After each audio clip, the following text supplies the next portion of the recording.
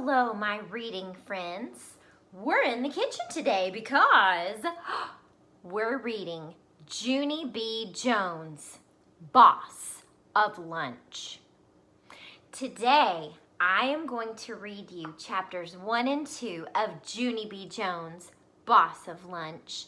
And my hope is that you will love it so much that you go to your library or to your school and check out this book and finish reading it with your family. Let's read. Junie B. Jones, Boss of Lunch by Barbara Park. Chapter 1. Thursday. Dear first grade journal. Hooray, hooray, it came! It finally came! Yesterday, the delivery man brought it right to my house. And today, I carried it to school for the very first time. Right now, it is sitting under my desk. I keep sneaking down there to see it closer. But my teacher just said to please stop doing that. Only guess what? He is not even watching me right now. So I think I will sneak down there one more time. And that will be it, possibly. I wish myself good luck. From Junie B., first grader. I put down my pencil and looked all around. Room 1 was still writing in their journals. I smiled very sneaky. Then I bent down over in my chair real slow, and I reached way down and I lifted up the lid of my brand new shiny lunchbox, hollered out May. Junie Jones just opened her lunchbox again, Mr. Scary, and you told her not to do that anymore, remember?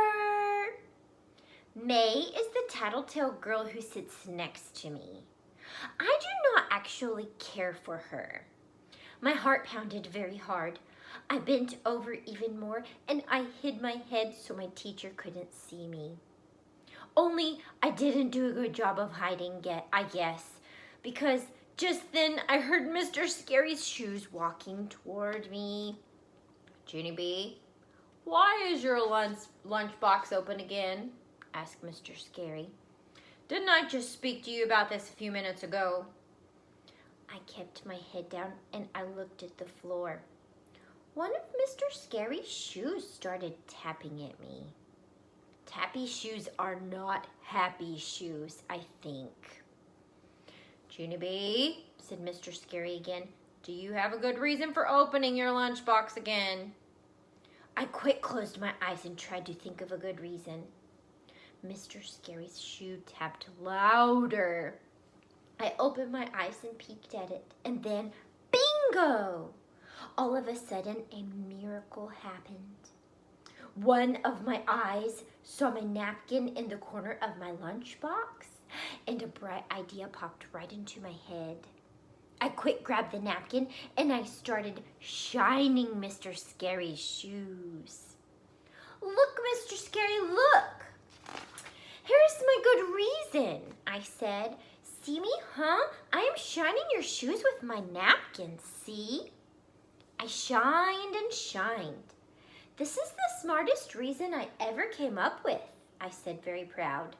I smiled up at him. Would you like some spit on the napkin? I asked real nice. A little spit makes shoes look extra gleamy. Mr. Scary quick pulled his shoe away. No, Junie B., no spit, please. Just sit up, he said. I sat up. Mr. Scary stared and stared at me.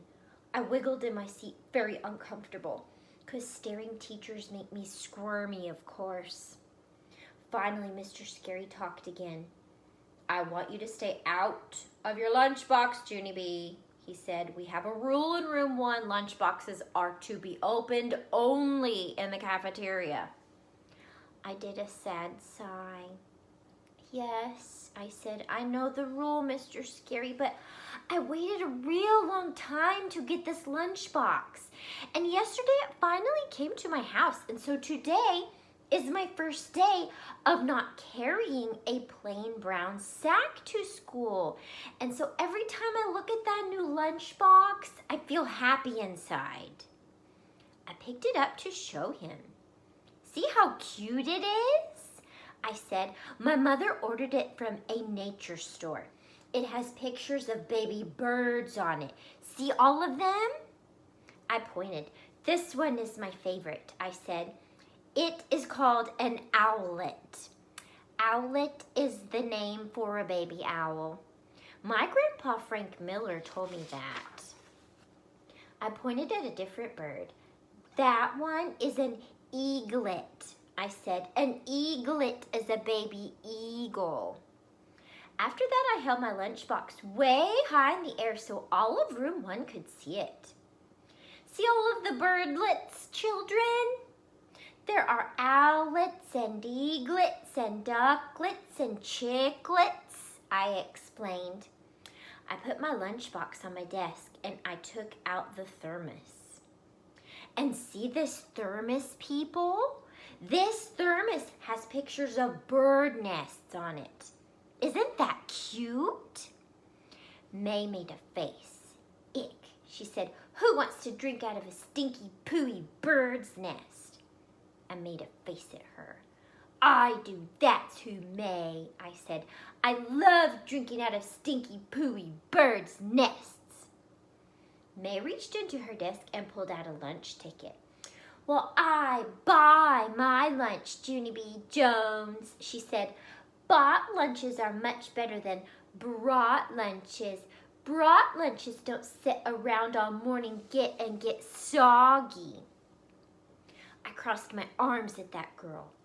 That's the dumbest thing I ever heard of, May, I said right back. Brought lunches are way better than bought lunches because brought lunches are made special by our very own mothers. Mr. Scary did a frown. Okay, girls, that's enough, he said. But May kept on arguing with me. For your information, Junie Jones, mothers are not professional lunch makers, she said. Mothers are just plain old normal people. I stamped my foot at her, because that was my final straw. Do not call my mother normal, May, I hollered. No one in my whole entire family is normal, so there. May started to laugh. Then some of the other children laughed too. I do not know why. Finally, Mr. Scary snapped his fingers at them. I put my lunchbox back on the floor. It was not my best morning. Chapter 2. The lunch bell rang at 12 o'clock. 12 o'clock is around noonish, I believe. I picked up my lunchbox and ran to the door. Then I lined up with my friends and I waited to go. It's almost time, I told them, very thrilled. It's almost time for me to eat out of my brand new lunchbox. I held it up for them to see again. Which baby bird do you guys like the best? I asked. Pick one, okay? My friend named Jose looked at the birds and shrugged his shoulders. I don't know. I guess maybe I like the duck best, he said. Ducks can be funny sometimes. One time when we were having a picnic at the lake, a duck chased my sister and stole her ho-ho. My friends Lenny and Herb laughed real hard. They looked at my lunchbox, too. I think I like the owlet best, said Herb. Me too, said Lenny. I saw a TV show on owls once, and an owl swallowed a giant rat in just one bite. He didn't even chew it or anything. After that, I stared at Lenny a real long time, 'cause that disgusting story just ruined my owlet, that's why. Finally, all of room 1 walked to the cafeteria together. The cafeteria is a big room where we eat lunch. It has smells and noise and tables in it. Room 1 sits near the window. I zoomed there speedy quick. Come, Herb, Herb, I called. Come, Lenny and Jose. It's time for you to watch me eat out of my new lunchbox. I turned around to wait for them. Only too bad for me, because none of those guys were even coming. Instead, they were standing in the stupid dumb lunch line. My mouth fell open at that sight. Herb, hey Herb, I called. What do you think you're doing? Why aren't you coming to eat with me? Herb shouted back, I'm buying my lunch today, Junie B. Jose shouted too, me too, everyone is buying today, Junie B. Hoagies, we're having hoagies, hollered Lenny. Save us a seat. My shoulders slumped, real disappointed, because I wasn't actually expecting this development. I sat down at my table and looked all around. There was only one other person sitting there. His name is Sheldon. I do not know him that good. Sheldon waved his fingers at me. We're the only ones here, he said. We're the only ones who didn't buy hoagies today. I did a sigh. Yes, Sheldon, I know that, I said. Sheldon slid across from me. Hoagies are very popular. But I'm not allowed to eat them, he said. I'm allergic to fake meat and cheese. I looked at Sheldon closer. His nose was running very much. Please wipe your nose, I said. Sheldon didn't pay attention to me. I'm only allowed to eat food that comes from nature, he said. His nose ran even more. Also, I'm allergic to dairy, he told me. I handed him a napkin. Blow, and I mean it, I said. Sheldon did not blow. I slid to the end of the table.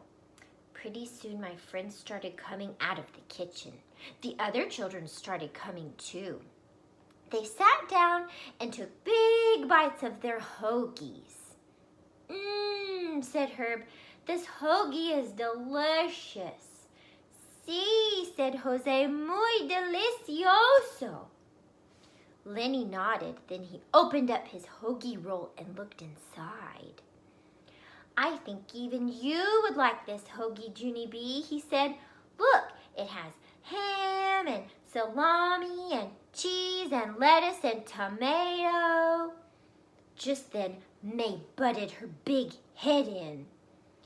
It's good for you too, Junie Jones, she said. All school lunches have to be delicious and nutritious. It's a law.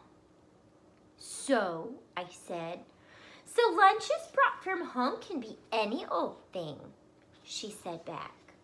I did a huffy breath at her. Then I turned my back and I hid my sandwich very secret and I peeked inside the bread.